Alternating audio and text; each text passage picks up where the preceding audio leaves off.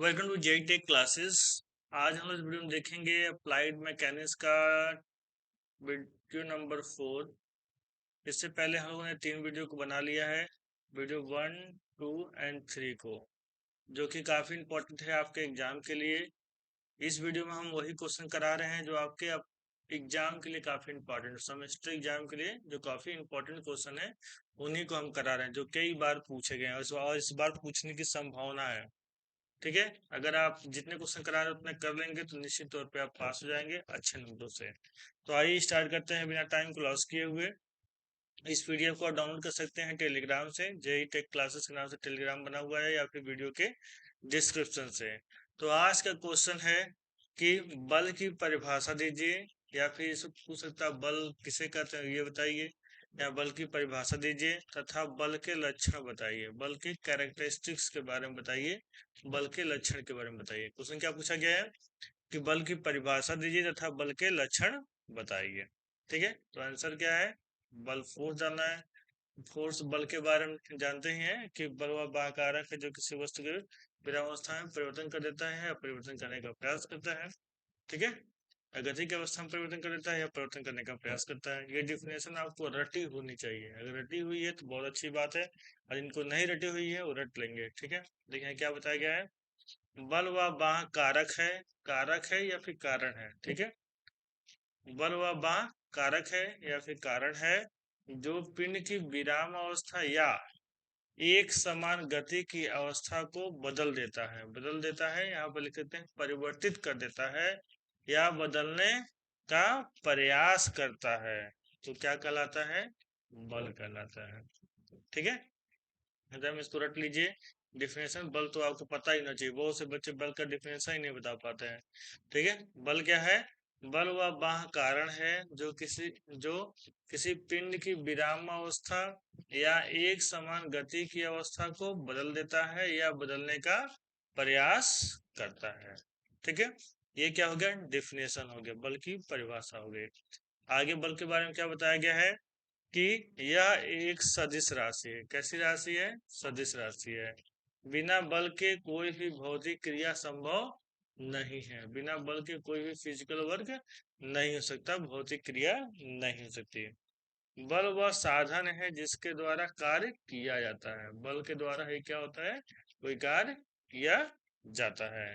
ठीक है, आगे बताया गया है अंतरराष्ट्रीय प्रणाली यानी एसआई यूनिट में बल की इकाई न्यूटन होती है। क्या होती है, न्यूटन होती है, बल की मात्रक न्यूटन होती है, जिसे कैपिटल एन द्वारा प्रदर्शित किया जाता है, जिसे कैपिटल एन द्वारा प्रदर्शित किया जाता है। ठीक है, बल का मात्रक न्यूटन होता है और उसे कैपिटल एन द्वारा प्रदर्शित किया जाता है। यहाँ बताया गया है कि 1 kgf बराबर 9.81 न्यूटन होता है, जिसको हम 10 न्यूटन के बराबर मानते हैं। अगर 1 kg बल हो, ठीक है, एज ए फोर्स यूज हो रहा हो, तो उसको हम 10 न्यूटन मानेंगे कि 10 न्यूटन है।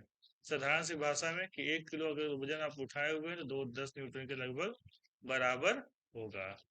1 न्यूटन को क्या कहते हैं, और 1 न्यूटन को 10⁵ डाइन कहते हैं। ठीक है, एक अस्थिर बराबर क्या होता है, 10⁻³ न्यूटन होता है। ठीक है, तो ये चीजें आपको पता होनी चाहिए, मैकेनिक्स में कम से कम ये सिर्फ पता होना चाहिए कि ये 1 kg फिजिकल टू 10 न्यूटन होता है, 1 न्यूटन इक्वल 10⁵ डाइन होता है। ये चीज आप याद कर लीजिएगा, क्योंकि आगे न्यूमेरिकल में आपको काम आएगा, और यहाँ लिखने के लिए भी, जैसे कि एग्जाम में पूछ जगह बल की परिभाषा बताइए, यही 2 लाइन लिख के तो 5 नंबर थोड़ी ना आप पा जाएंगे। ठीक है, उस कॉपी में लिखना पड़ेगा ना।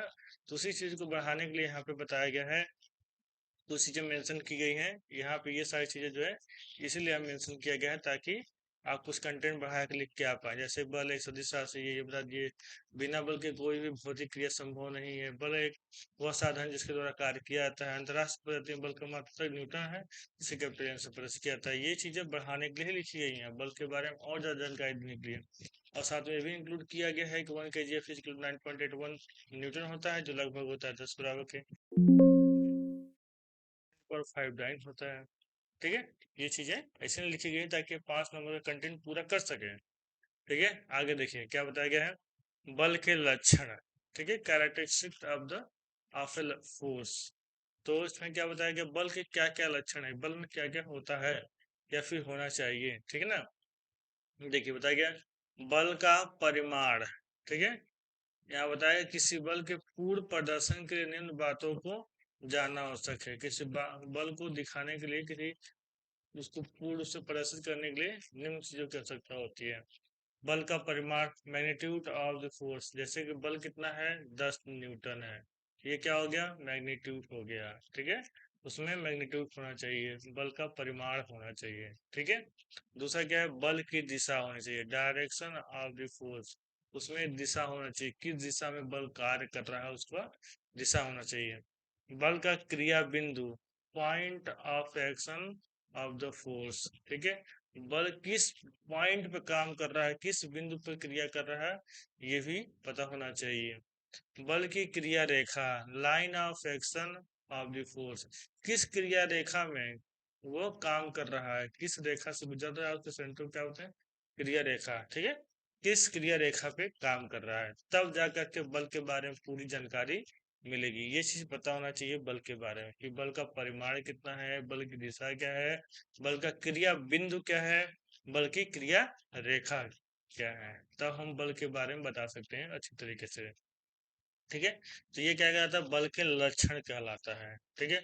अब इसके बाद में थोड़ा सा और डिटेल्स जान लेते हैं। बल का परिमाण, बल का परिमाण किसमें हो सकता है, किलोग्राम में हो सकता है, टन में, न्यूटन में या फिर डाइन में संख्या के रूप में व्यक्त किया जाता है, ठीक है। और देखिए बल की दिशा, बल की दिशा से तात्पर्य उस दिशा से है जिस दिशा में बल क्रिया करता है, जैसे दाएं बाएं ऊपर नीचे या किसी अन्य कोण पर, ठीक है। बल का क्रिया बिंदु, वस्तु पर वह स्थान है जहां पर बल लगता है, उसी को क्या कहेंगे क्रिया बिंदु, जहां पर बल कार्य कर रहा है उसी को हम लोग क्या कहेंगे क्रिया बिंदु कहेंगे। बल की क्रिया रेखा, बल की क्रिया रेखा बल की दिशा में एक सरल रेखा जो बल के क्रिया बिंदु से गुजरती है, उसको क्या कहेंगे क्रिया रेखा कहेंगे। देखिए 5 नंबर पूछा जाएगा कितना आपको लिख करके आना है, टीचर सूत्र बढ़ाया भी गया ताकि 5 में से 5 नंबर आप अच्छे से पा जाए। तो इस पीडीएफ को आप डाउनलोड कर लीजिए, डाउनलोड करने के बाद कम से कम 2 से 3 बार इसको पढ़ लीजिए, बहुत ही आसान है। तो बल, तो आप बचपन से पढ़ते आ रहे हैं बल की परिभाषा, वही चीज यहाँ पे है, उसके कैरेक्टरिस्टिक्स के बारे में बताया गया, लक्षण के बारे में बताया गया, अच्छे से पढ़ लीजिए। बहुत ही इंपॉर्टेंट क्वेश्चन है, ये पूछा गया 2-3 बार पूछा गया है, ठीक है। ये जो पहला चैप्टर है तो आसान आसान क्वेश्चन है, बेसिक है एकदम, इसको अच्छे से रट लीजिए, अगर कोई क्वेश्चन आता है तो छूटना नहीं चाहिए। 2 से 3 बार पीडीएफ से पढ़िए, उसके बाद खुद से अपने रफ कॉपी पर लिख कर प्रैक्टिस करिए, ठीक है। अगर आपको पढ़ाया हुआ समझ में आ रहा है तो अपने दोस्तों के साथ वीडियो को शेयर करिए, खासकर उनके साथ शेयर करिए जिनका बैक लगा हुआ अप्लाइड मैकेनिक्स में, ताकि इस बार वो अच्छे नंबर से पास हो सके। मिलते हैं नेक्स्ट वीडियो में, थैंक यू।